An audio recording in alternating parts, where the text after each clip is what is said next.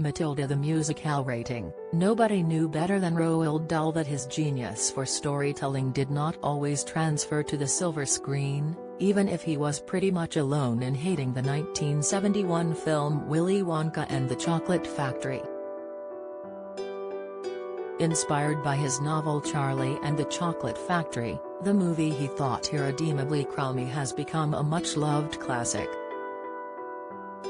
And now Matilda the Musical fully deserves to join it in the pantheon of great children's films. I'm sticking my neck out, but I reckon it would even have delighted the notoriously dyspeptic, hard-to-please Dahl himself.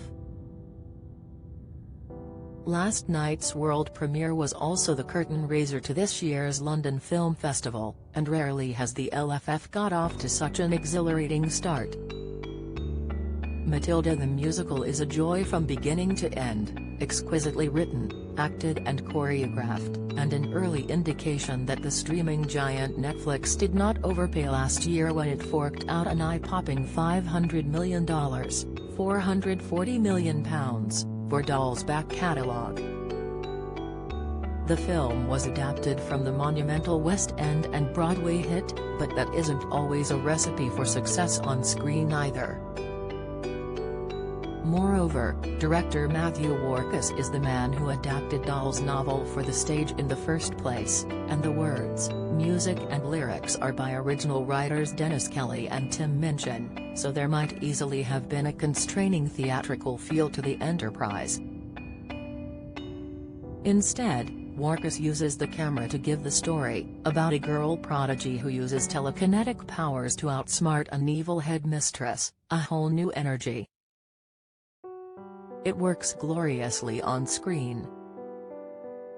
Helpfully, all the children are splendid and little Alicia Weir, the Irish newcomer in the title role, is a real find.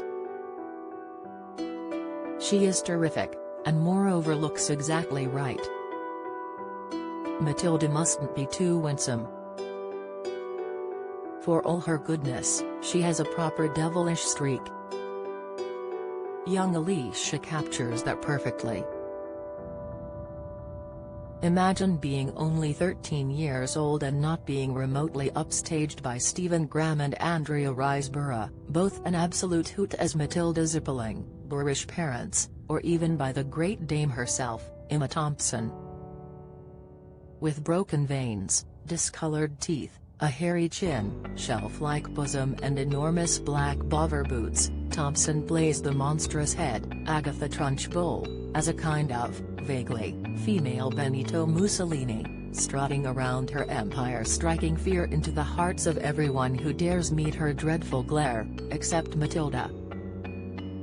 It is one of the great scene-stealing roles, played in the 1996 non-musical film version by Pam Ferris, and is rumored to have been offered first to Ralph Fiennes. But Thompson, as you might expect, grabs the opportunity every bit as firmly as Miss Trunchbull, the English hammer-throwing champion of 1959, once held the hammer.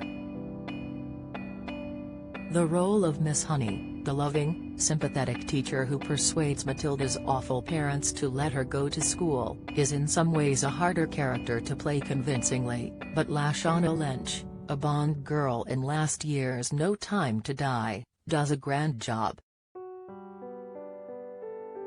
Are we allowed even to say Bond girl anymore, by the way? It is tricky to pick a favorite song or favorite scene, they are all so witty, so pleasing on the ear and the eye, with occasional echoes of another wonderful film musical, Carol Reed's Oliver, 1968.